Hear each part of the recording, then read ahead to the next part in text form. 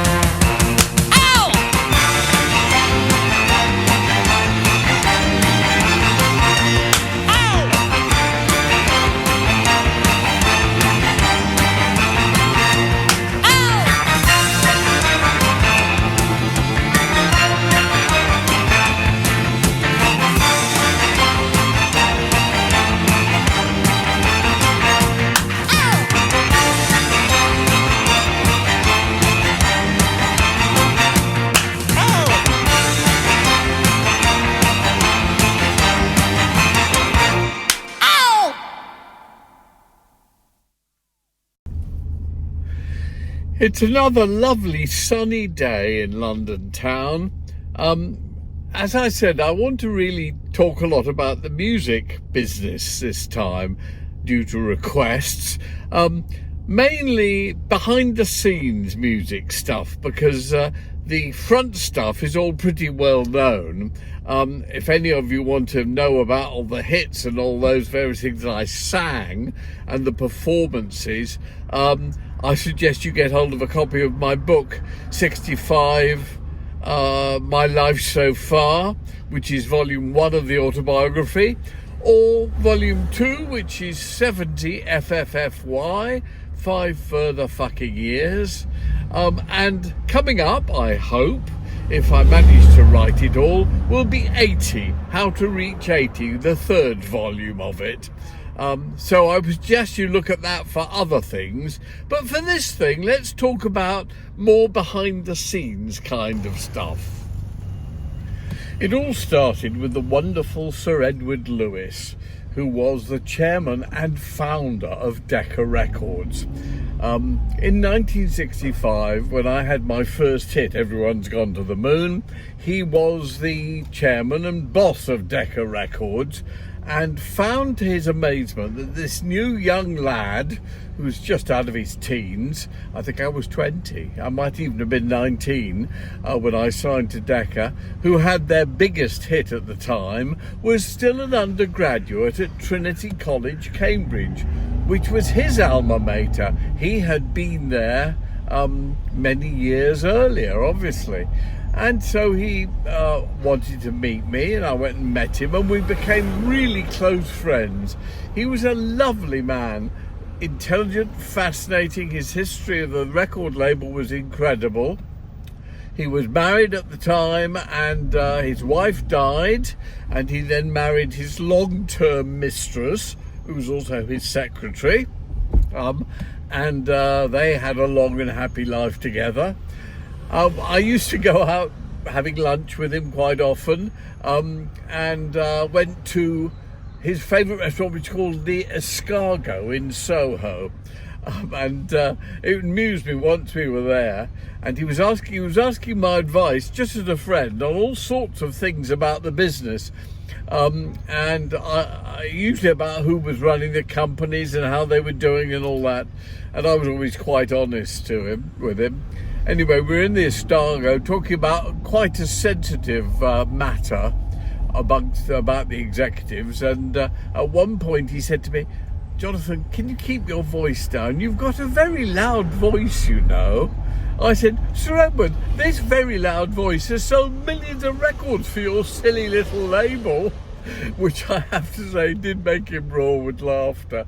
Anyway, he was a dear friend, and actually once in the late 60s, I ran the label for him, the entire company.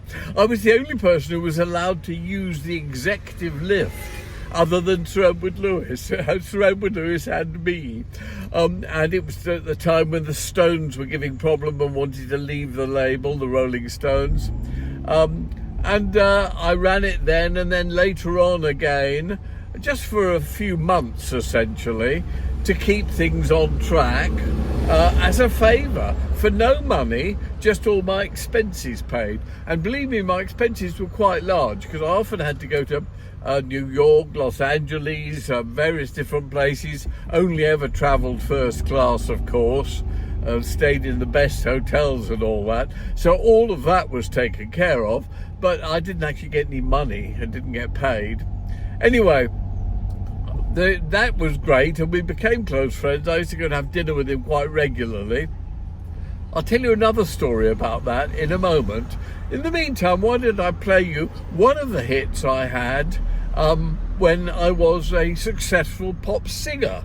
As you know, I've sold 40 million records in my career as a singer, and that doesn't count all the ones I had as producer and label boss and so on and so forth. But this was one of the huge hits I had.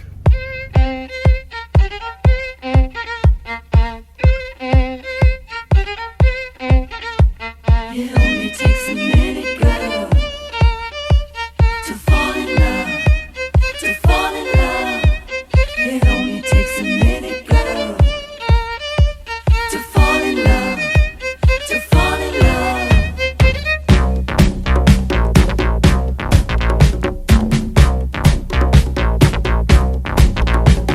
What's an hour of the day?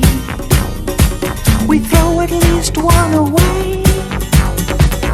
Walk the streets half a year, trying to find a new career. Now if you get a flu attack, for 30 days you're on your back, doing not a single dance. Baby, give me half a chance. It only takes a minute, girl, to fall in love, to fall in love. It only takes a minute, girl, to fall in love, to fall in love.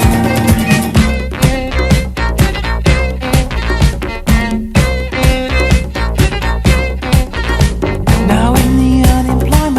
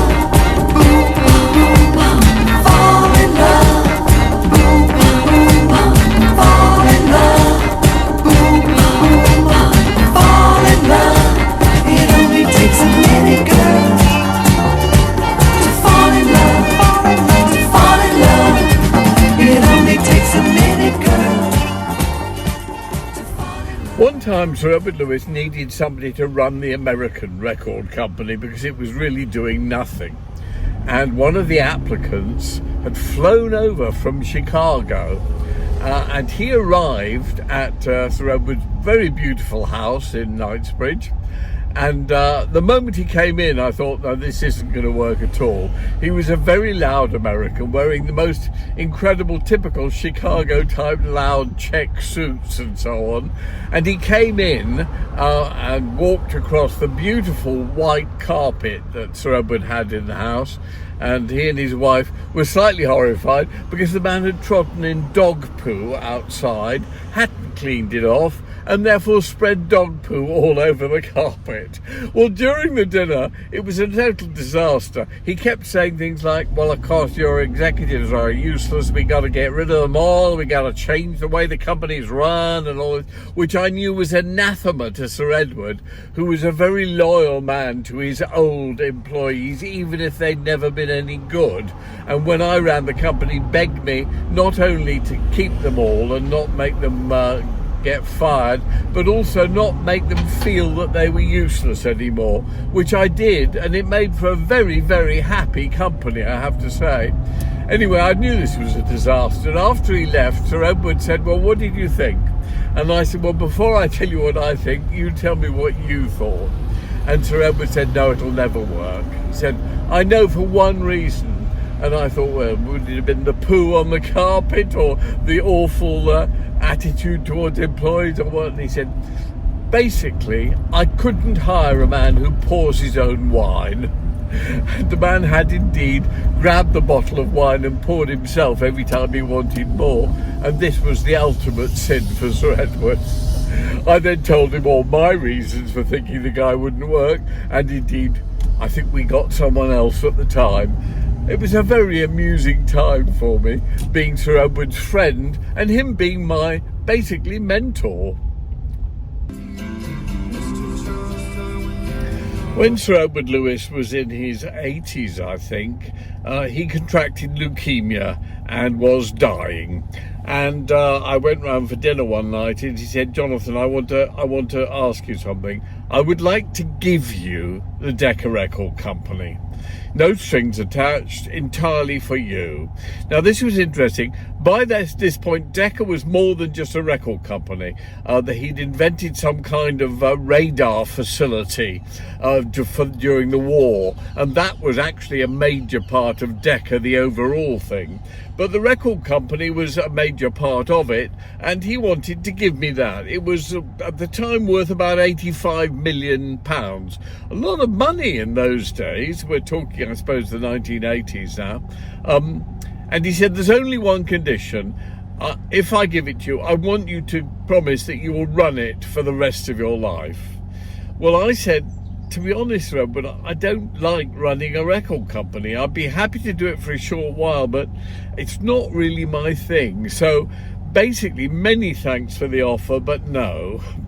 And actually, his wife, after he died, said to me, Sir Edward once said to her, I was the only man he ever met who didn't want something from him. In fact, I was the exact opposite. I turned down offer of a gift of 85 million quid. But I really didn't like running companies. I never did. When I had UK records, apparently somebody seems to be blasting guns at me. I had UK records for many years, and I hated it. It was a hugely successful record company that I formed in the early 1970s to look after all the hits that I had, and was doing incredibly well, making a lot of money, but I just didn't enjoy it.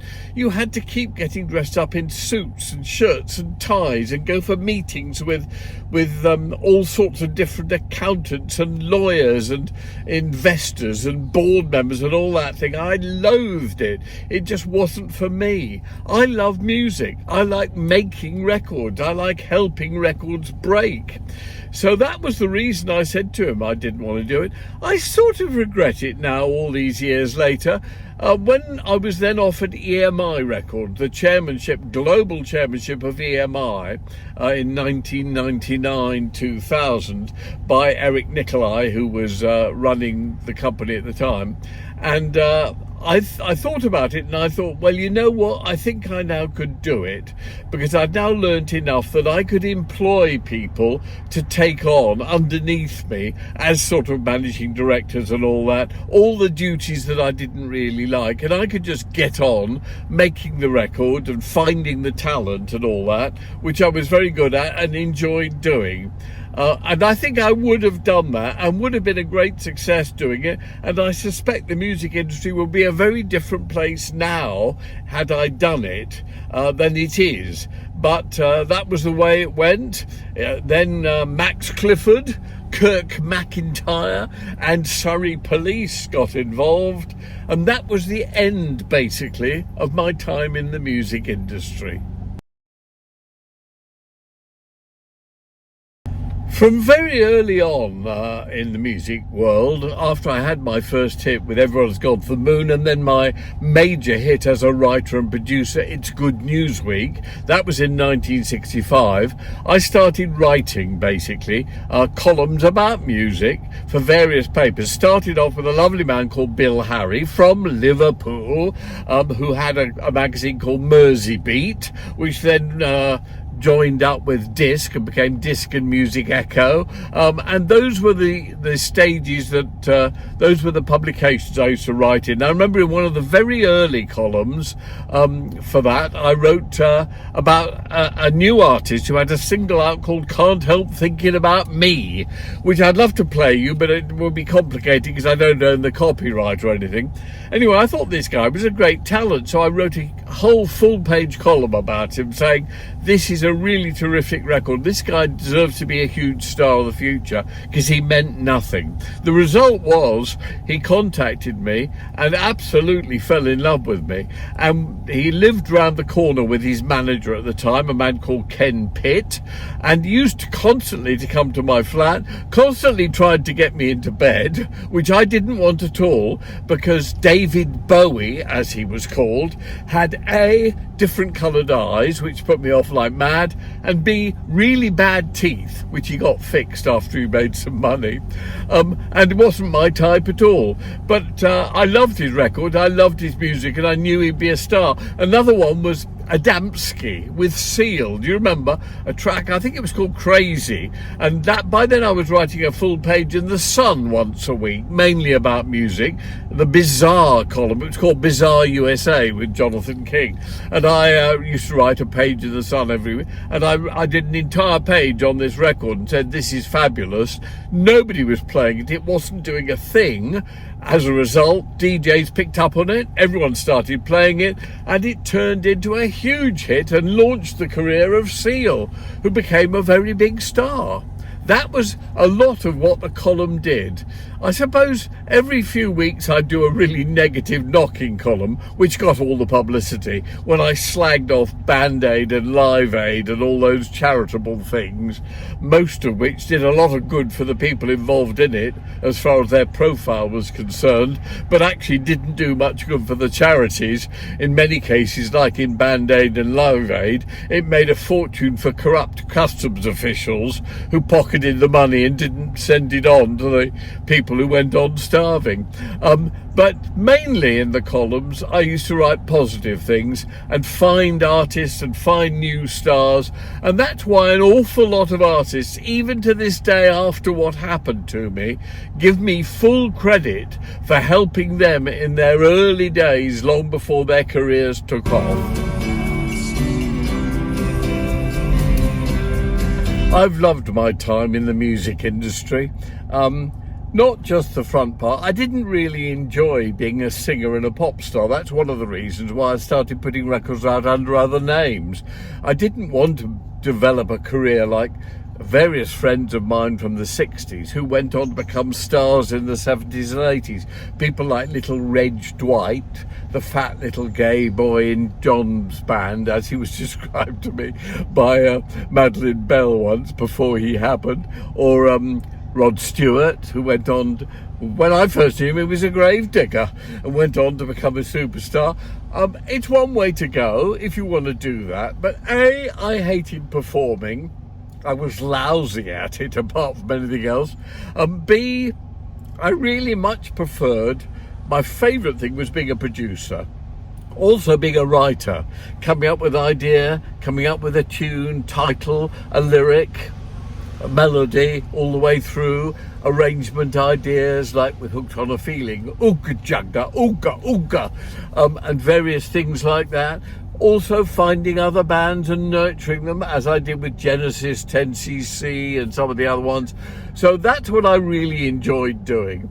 I didn't enjoy the running a record company area so much, the breaking records, the being a plugger, because I was a plugger as well. I was pushing my own tracks and tracks that we owned on the label. All of that, which I found very interesting and quite stimulating to do, and I didn't mind doing it, but it wasn't a sort of major thing that I liked, just like I didn't really want to be a performer or a singer or a pop star. And then I got into television and radio and doing that as well, and writing music columns and writing books and plays and things eventually, all of which I found very satisfying, very creatively amusing and fun. But I've always had a penchant for being a bit more behind the scenes.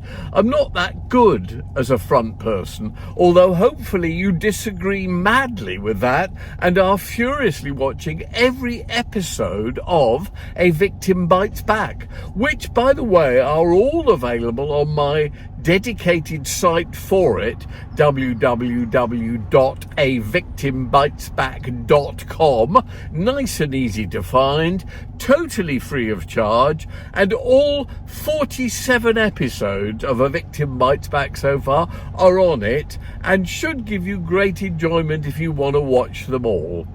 And other than that, of course, I still like making films and doing bits and pieces and generally being a pain in the neck. But I hope you're enjoying it, and I hope you get pleasure from them.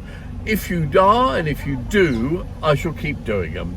In the meantime, bye-bye episode 47, and here's to episode 48 of A Victim Bites Back. Who let the dogs out? Welcome to the Hogan Rock Cheat and pull our creepily red pants away. You was a fun spot. You was old, you was ugly, you was sweet like a pig. Take up your things and run.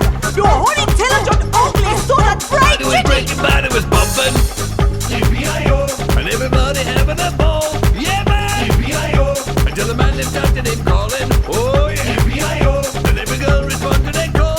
I hear a woman shout out. Who let the dogs out? Who let the dogs out? Who let the dogs out? Who let the dogs out?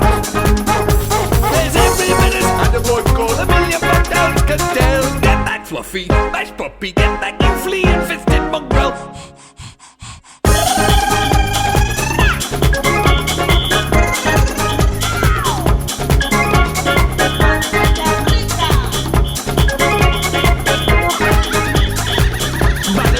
Going down the music, hey! Yippee-hi-yo. Because the ding-a-ding out of hand, yeah man! Yippee-hi-yo. Because everybody started singing it, oh! Yippee-hi-yo. From a DJ to the barman, all the party's singing. Who let the dogs out? Who let the dogs out? There's every minute, and the boy call a million bucks dance can tell. Get back fluffy, mash puppy, get back you flea infested mongrel.